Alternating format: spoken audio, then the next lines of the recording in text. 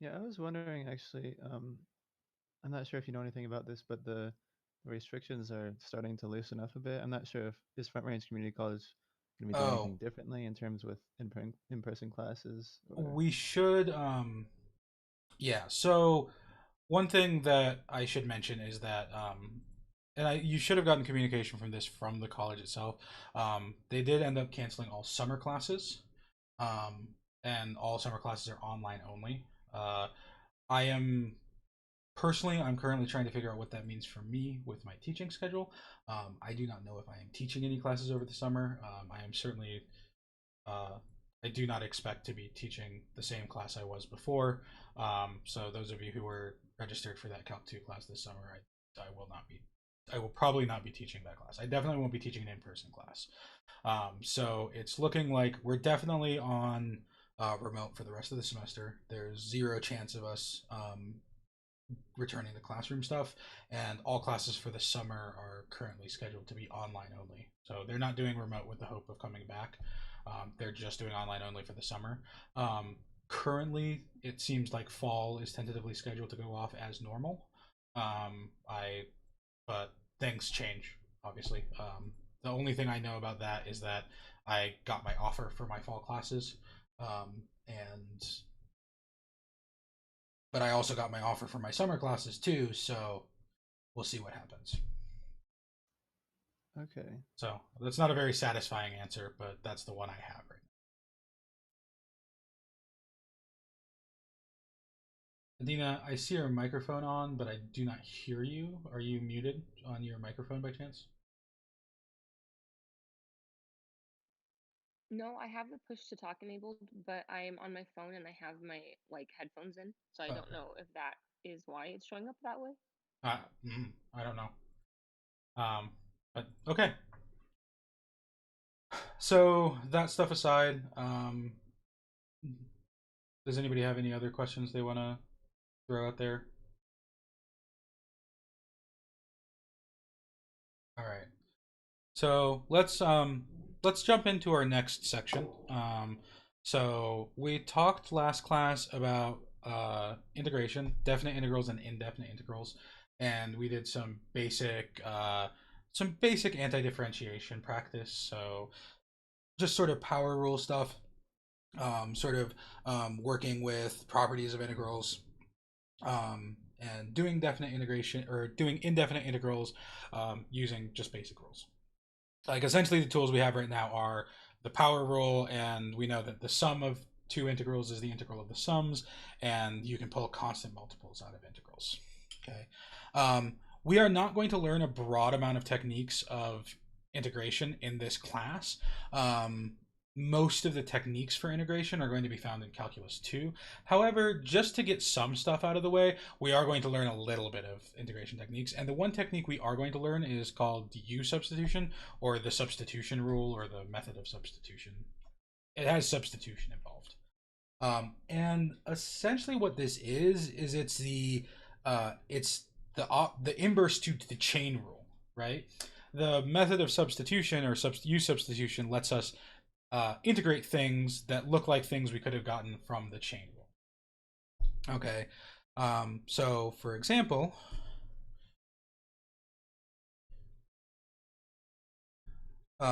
if we were looking at the integral of 18x squared times the fourth root of 6x cubed plus 3 dx, this kind of looks like it's got a lot of stuff going on. We have a product, we have multiplication between 18x squared and the fourth root of 6x cubed plus 3. And we also have something that looks kind of like a chain rule. Note that these would be the things we would have to do if we have to take the derivative.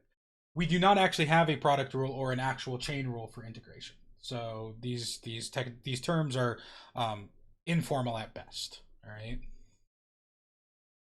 This is something that we do not know how to integrate right now. We can't multiply it out. We can't simplify it algebraically into some form that we can use.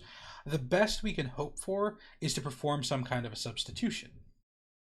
But the issue is that when we do a substitution, we also need to change the variable by which we're integrating, which means that we need to substitute for the stuff inside the integral between the integrand and the dx, and we also need to swap out our differential here. Our differential needs to change from a dx to a d whatever.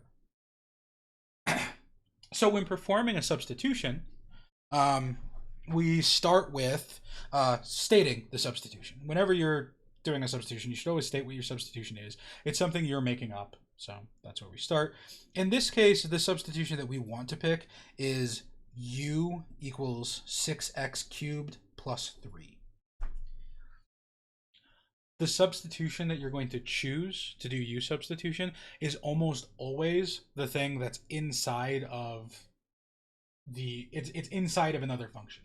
It's almost always the thing that would be the inner part of a chain rule if you were to do a derivative instead. Okay.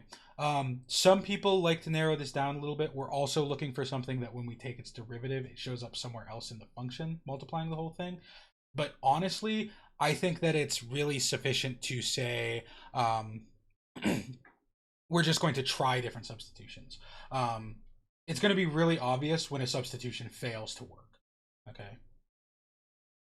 So we know what our u is, and we can substitute that into the equation. The problem is that we don't know what to do with this dx. So let's solve for dx. We can do this by taking a derivative. Du over dx, the derivative of u with respect to x, is the derivative of 6x cubed plus 3, which is 18x squared. Which is convenient because, like I said, that's the thing over here where the derivative shows up inside the problem already. Okay.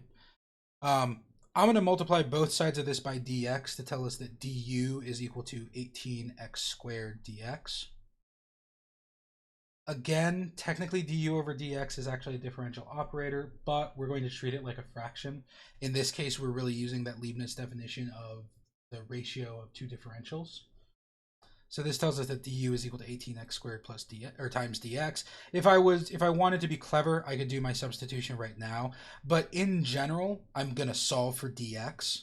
So here I'll divide both sides by 18x squared, which tells me that dx is equal to 1 over 18x squared times du. Sometimes this is written as du over 18x squared. I don't like mixing differentials and other functions, so that's just me. Now we can execute our substitution. We're looking at our integral here. We have the integral of 18x squared.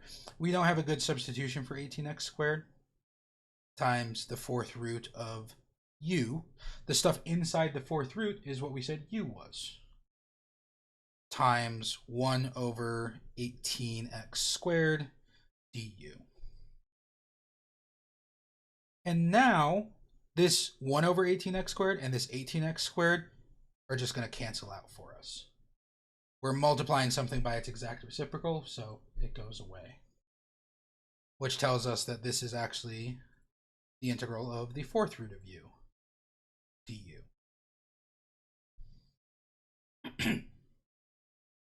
And this is an integral that we can perform. We need to rewrite it as a fractional power, u to the 1/4 du.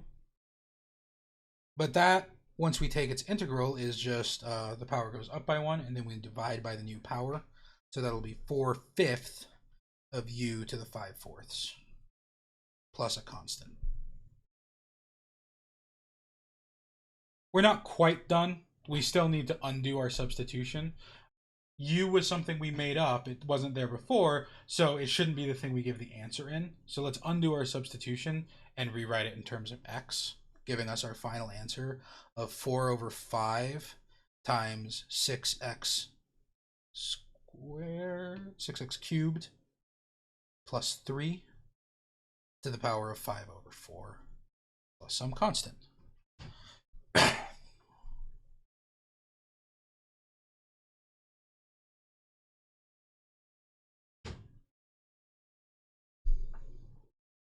Does anybody have any questions about this first example. I'm going to explain the technique in a little bit more generality in just a second. But the main idea is present in this example. We're choosing a substitution. How you choose that substitution is a little bit vague right now, partially intentionally. But you're going to choose a substitution. You're going to try the you're going to solve for dx, which you're going to do by taking a derivative, multiplying by dx on both sides, and then solving for dx.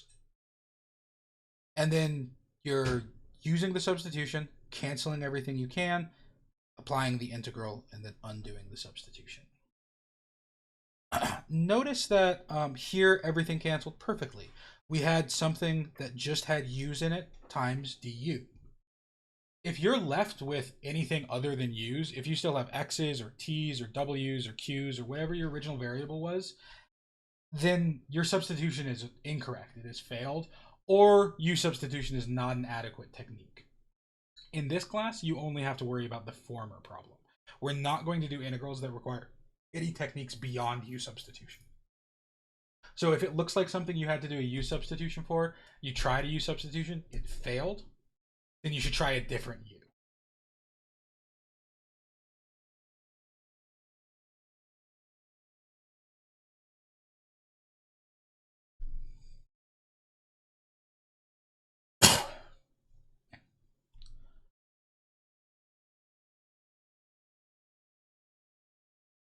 So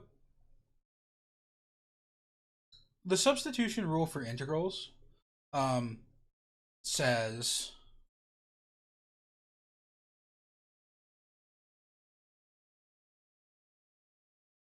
the integral of f of g of x times g prime of x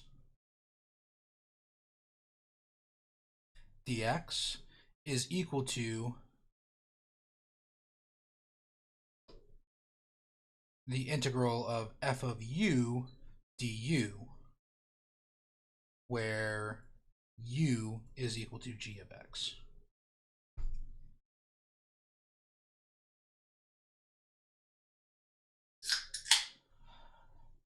But this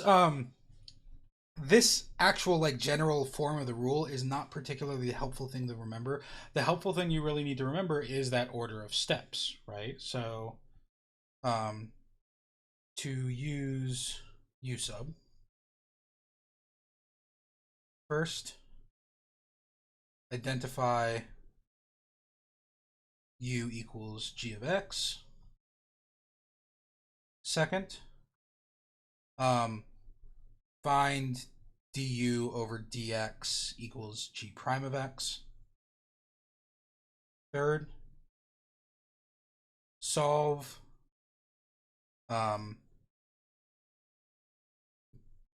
dx is equal to 1 over g prime of x du. And then fourth, substitute u for g of x and 1 over g prime of x du for dx, cancel.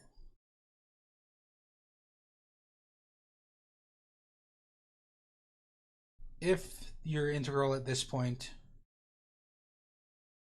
is entirely in terms of u, integrate. Otherwise, try a different u.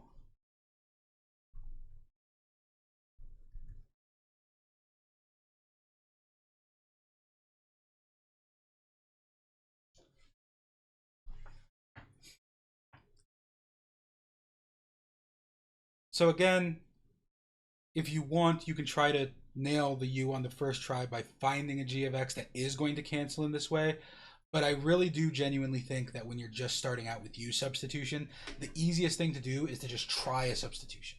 If you're sitting there trying to be clever, staring at a blank piece of paper, you're never going to find the right substitution because you're never going to have screwed up and seen what happens when you make an error, right? But if you make an error and you choose the wrong substitution here, it's going to be really obvious that it doesn't work because you're going to try to take the integral and you're going to look at it and you're going to be like, well, I have u's and x's. Something has to be wrong here, okay? And if you have u's and x's when you're trying to take the integral, something is wrong. You need to try a different substitution, okay? Any questions so far?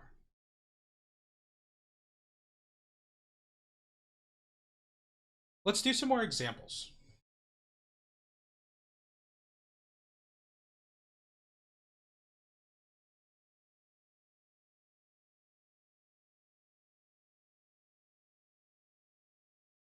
So let's find the integral of 1 minus 1 over x times cosine of x minus ln x.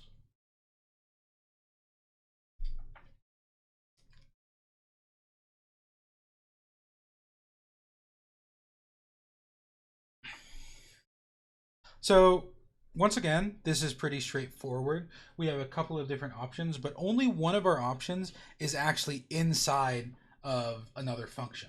So I think the thing we should try is let u equal x minus ln x. The derivative here, du over dx, is going to be 1 minus 1 over x, which is good. That's this right here, right? It's already in the function. So that means that du is equal to 1 minus 1 over x dx, which means that dx is equal to 1 over 1 minus 1 over x du. And when we apply our substitution, we get the integral of 1 minus 1 over x times cosine of u times 1 over 1 minus 1 over x du. And our 1 minus 1 over x and our 1 minus 1 over x cancel, giving us the integral of cosine of u du. And what is the integral of cosine?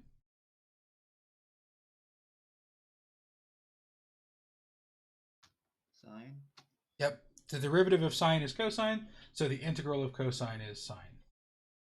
Just to be picky, what did you forget?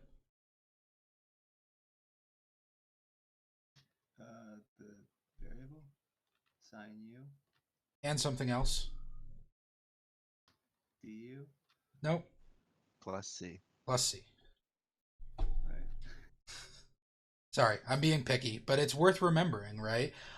When you take an indefinite integral like this, once the integrand and the differential go away, the integrand and the differential are kind of like your, the integral symbol and the differential are kind of like the parentheses around your integral.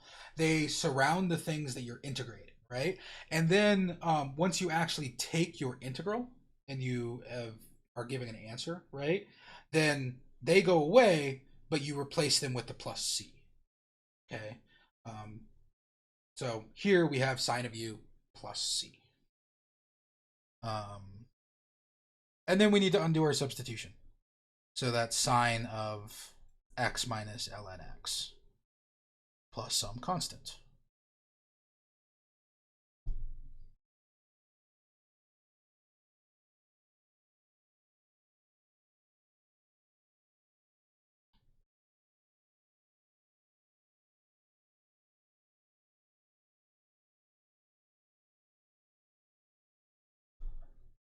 Let's take a look at another example, and let's make the wrong substitution this time.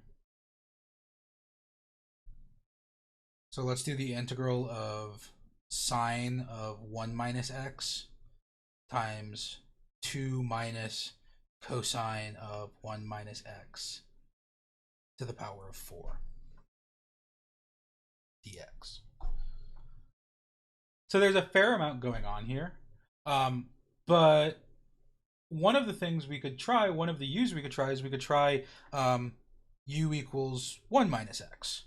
1 minus x is inside of sine and cosine, so it's sort of double inside functions, right? So this should work.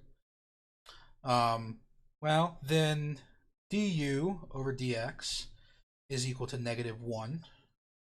which means that du is equal to negative dx, which means that dx is equal to negative du.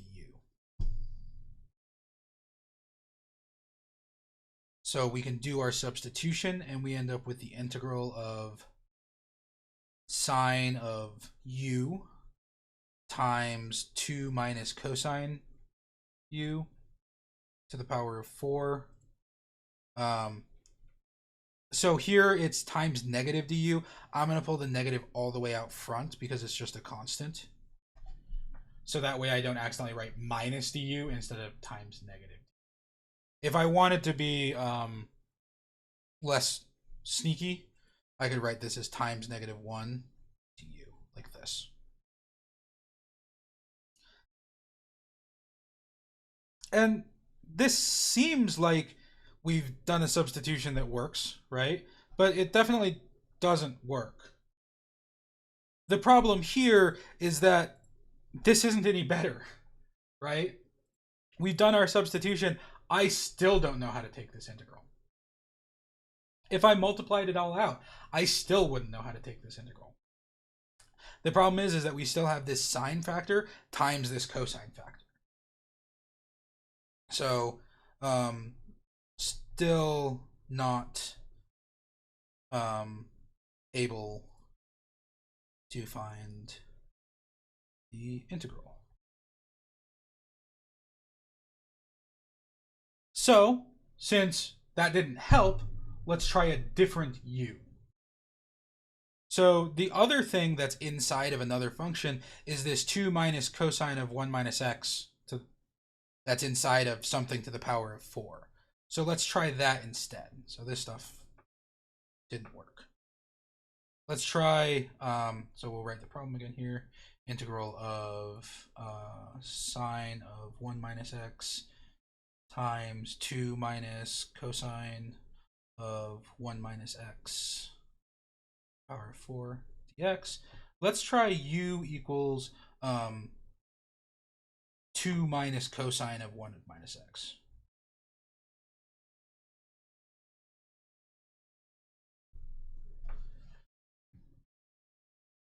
We can take the derivative here. It is a small chain rule, but we end up with du over dx is equal to negative sine of 1 minus x. So the derivative of cosine is negative sine, so that negative cancels. But then we also have to chain rule and multiply it by the derivative of 1 minus x to get 3 total negatives, which makes our answer negative. So this is chain rule with outer equals 2 minus cosine of x, and inner is 1 minus x.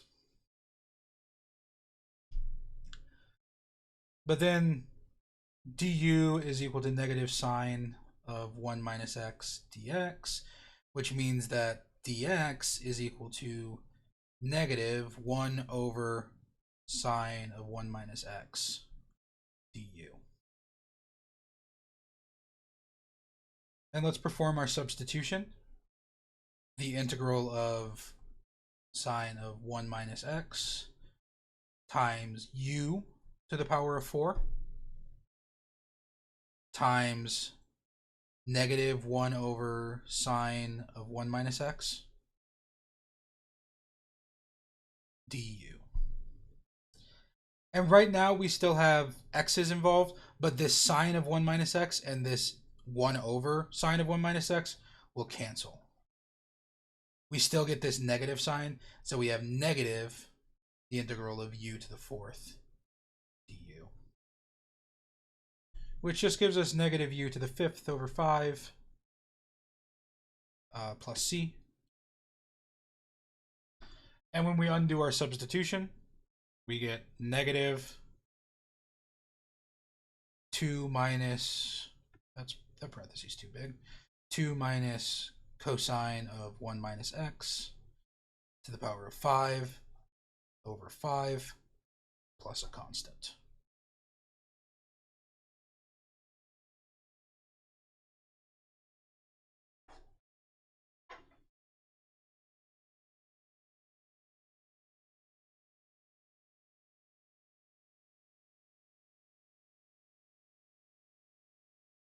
So U-substitution, like I said, it's kind of like a reverse chain rule, but it's not exactly like a reverse chain rule. Sometimes it can be used to deal with things that are more akin to, that look like product rules or look like quotient rules. They are products, they are quotients, and that's because of this form, right? The substitution is deals with something of the form f of g of x times g prime of x. It deals with something that's a composition of two functions times the derivative of the inside function. It takes that exact thing that we get spat out from the chain rule, the composition of two functions times the interior function, right? And integrates it by reversing it back to what we started with for the chain rule, right?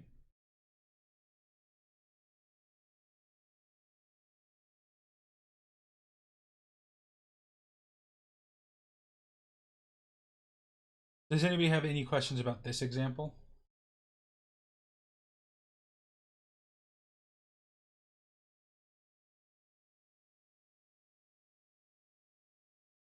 So there's a couple of other situations that can turn up. Um, Sometimes you're going to be able to do a U substitution, and you're going to get you're going to get some constants that are left behind to deal with. You want to be rather adept with pulling constants out when you can, right? So, for example, if we're looking at something like, let's do the integral of 3 over 5x plus 4x. At first glance, this looks like this is a little wonky looking. It looks like if we were differentiating it, we would need a quotient rule, and we have constants and stuff. The thing to try here is we can think of 1 over blank or 3 over blank as a function itself. So the substitution to try here, and the only one that I think really makes any sense, is u equals 5x plus 4. There's no other way to think of this as a composition of two functions, I think, other than relatively trivial ones. So here, if we do our derivative, we get that du over dx is equal to 5, which means that dx is equal to 1/5 du. So when we apply our substitution, we get the integral of 3 over u times 1/5 du. And that's fine. We don't even have any x's left to cancel. The 1/5 and the 3 can pull out front, so we're just looking at 3/5 of the integral of 1 over u du. And what's the integral of 1 over u?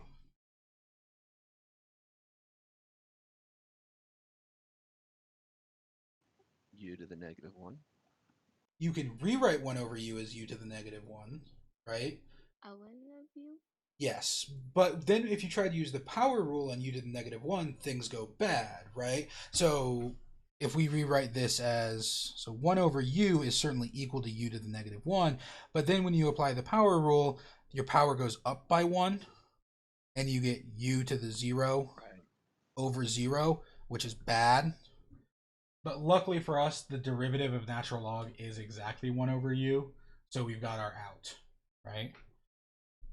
This is actually 3/5 of the natural log of the absolute value of u plus c. I am going to be a little bit picky about this absolute value. This absolute value matters. Sometimes you're going to be able to wave your hands about it, and I probably would never take off more than 1 point if this was missing, but it is important that there is an absolute value.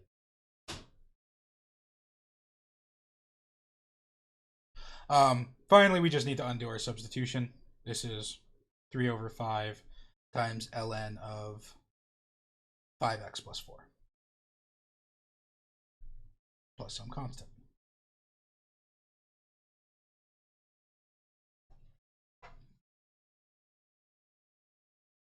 So this U substitution wasn't exactly trivial, but it was kind of nice, right? When your U is linear, then your du will be it'll be some fraction of your dx. There won't be an x in it. So you can, if your inner function is linear, then you can execute U-substitution with impunity. You don't have to worry too much about cancellation. Sometimes I've seen calc teachers tell their students that, like, you know, by the end of Calc 1 or Calc 2, you should be doing a bunch of these U-substitutions in your head. This is the type of U-substitution that they're referring to when they're talking about doing U-subs in your head. It can always be good for more complicated ones to go through all of the steps and write them down. But sometimes, like, these ones are, once you've done a bunch of them, they're pretty easy.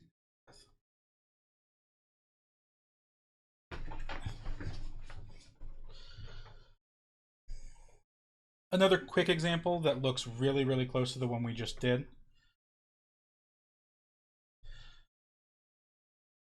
Let's find the integral of 3y over y squared plus, 5y squared plus 4 dy. This is pretty similar to the last problem, but now we've got some extra y's in there. And our u is still going to want to be the denominator. We don't actually have the derivative of the denominator floating around in the question somewhere, but because the derivative only differs by a constant, we kind of do. This is why I don't love the idea of saying we're looking for something where we're looking to substitute u for something where the derivative is already in the function. The derivatives can differ by constant multiples, and that's fine.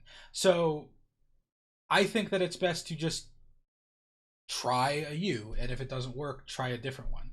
Like I said, it's pretty quick to spot when your u doesn't work. So let's try, actually, we could try the wrong u right now. If u is, like, let's say u is equal to 3y.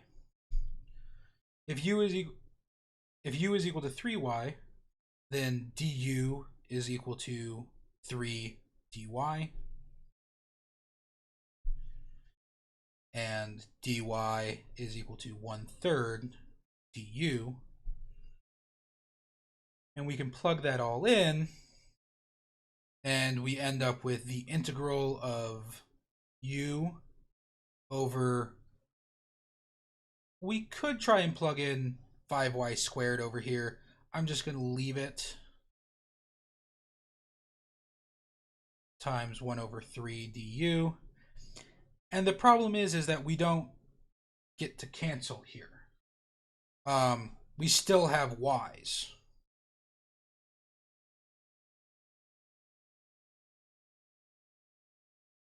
So we can't integrate.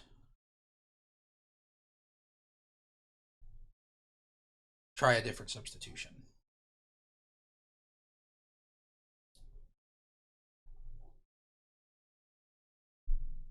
So this didn't work. So let's try again. The integral of 3y over 5y squared plus 4 dy.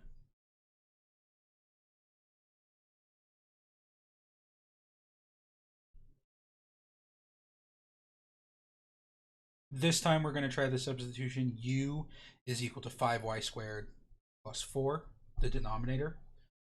Then du is going to be equal to 10y dy. So I'm skipping the step here of calculating du over dy, then multiplying both sides by dy. And then we can solve for dy. We get that dy is equal to 1/10y du. So we can apply our substitution. We get the integral of 3y over u times 1/10y du. Our y's cancel. We can pull our constants out front. We get 3/10 of the integral of 1/u du. And once again, this will be 3/10 of the natural log of the absolute value of u plus a constant. Undoing our substitution yields 3/10 of ln of 5y squared plus 4 plus a constant.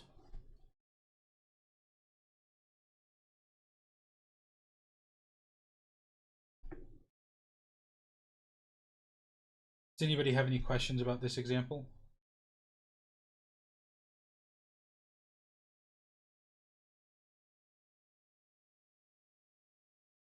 So I did something a little annoying here. I did actually get rid of my absolute values.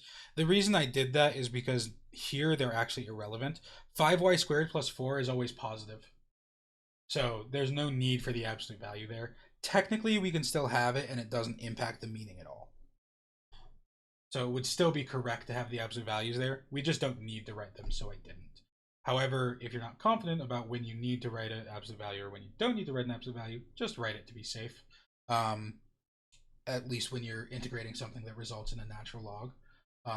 We'll talk about some situations next week where that absolute value can disappear. Or rather, we need to be able to deal with that absolute value as potentially positive or negative.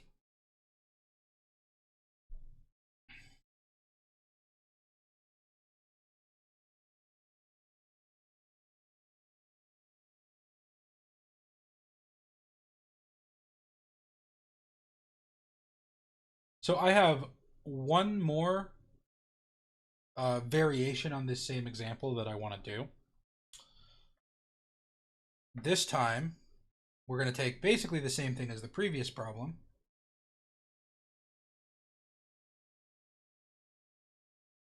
But without a y in the numerator.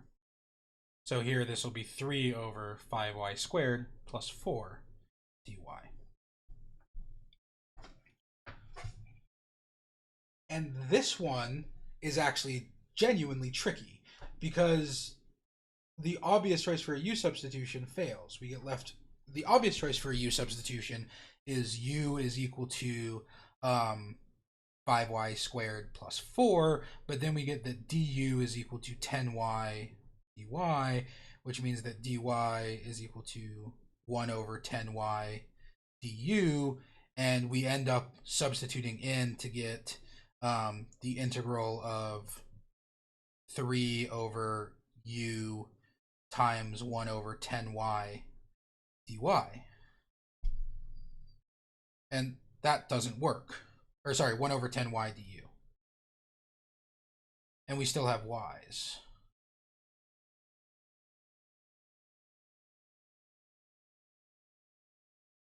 So this guy doesn't work. And actually, to integrate this guy, we are capable of doing it. We have all the tools we need.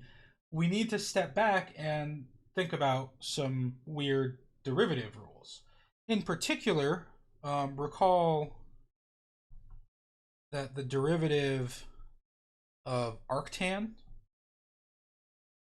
is equal to 1 over x squared plus 1.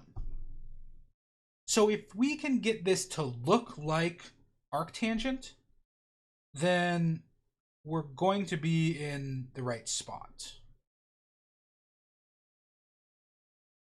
So it turns out, weirdly enough, that the important thing to have here is this 1. It's not important that I have an x squared. I can do some sort of substitution to replace y, whatever weird y thing I have with u, and that'll work. But I do need to have a 1 down here. I need a plus 1, not a plus 4. So the first thing I want to do is I want to rewrite this.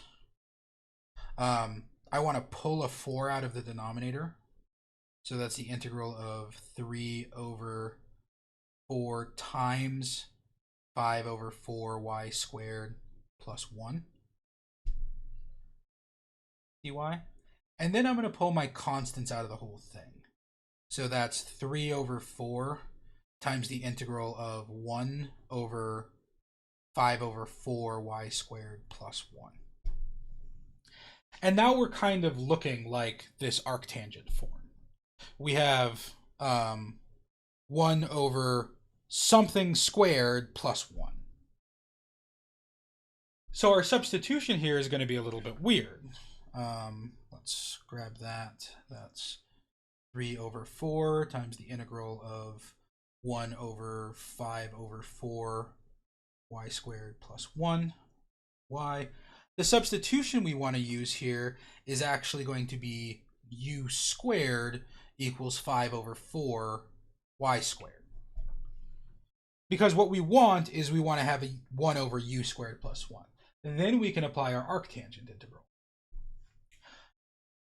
If u squared is equal to 5 over 4y squared, then that means that u is equal to the square root of 5 over 4y squared.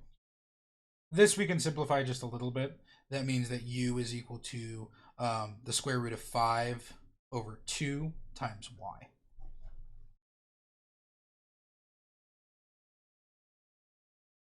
Now we can differentiate. Find the differential. Du is equal to the square root of 5 over 2 times dy. And then we can solve for dy. dy is equal to 2 over the square root of 5 du. And we can apply our substitution. This ends up being 3/4 of the integral of 1 over u squared plus 1 times 2 over the square root of 5 dy.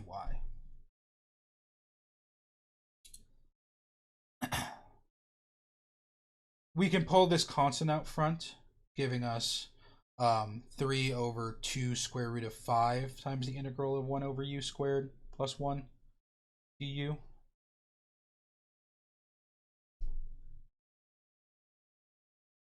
And then we can apply our integral.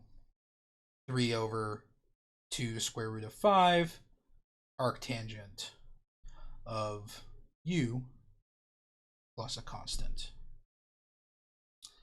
And of course, to finish off, we should undo our substitution. So our final answer is 3 over 2 root 5 arctan of root 5 over 2 y plus a constant.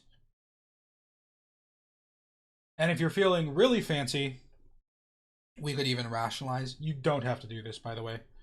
3 square root of 5 over 10 arctan of the square root of 5 over 2 y plus c.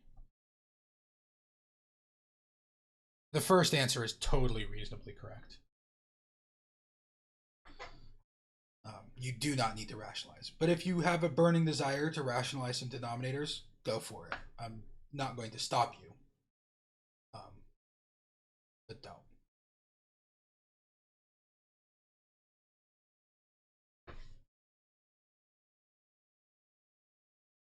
Any questions about this example here?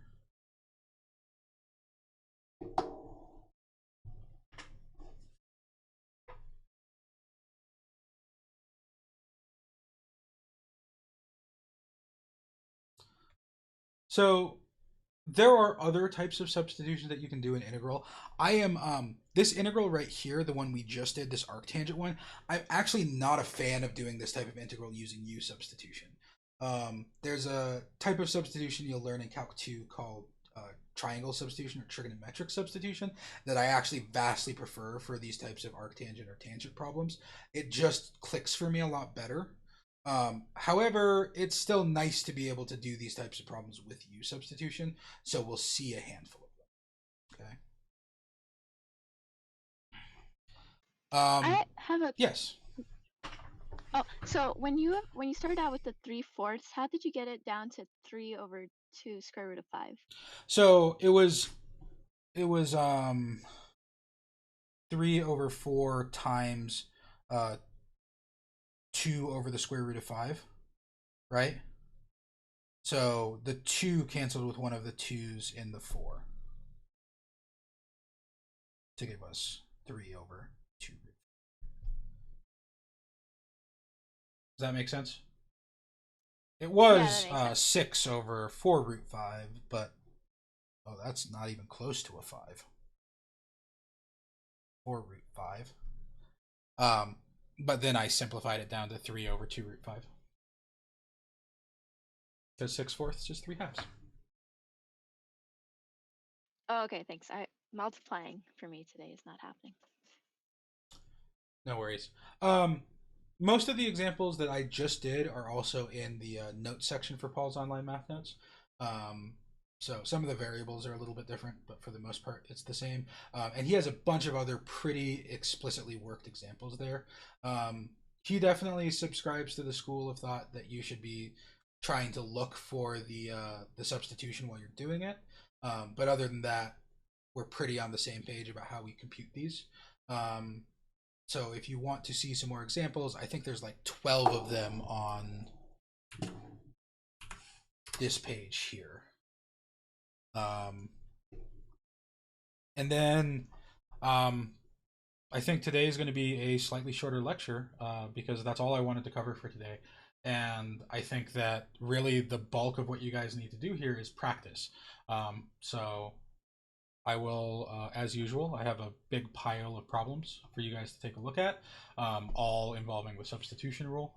And then normally I would try to give a quiz on this next class, but obviously quizzes are a little weird. I will try to think of some alternative way of doing a quiz. Maybe I'll throw up like something quick, multiple choice on D2L or something like that. That way we can get another quiz grade in the books, so we can have more than...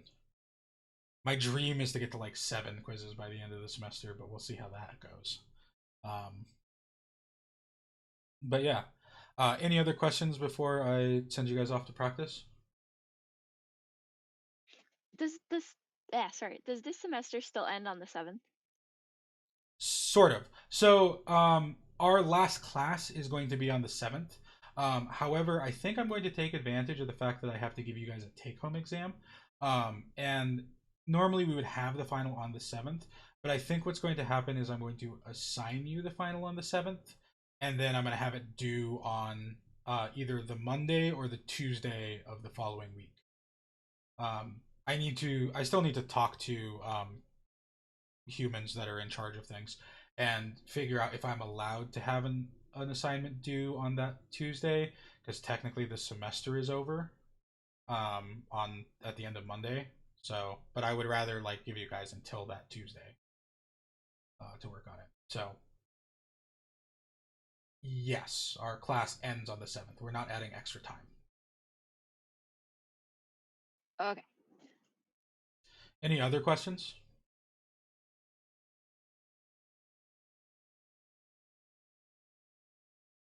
Okay.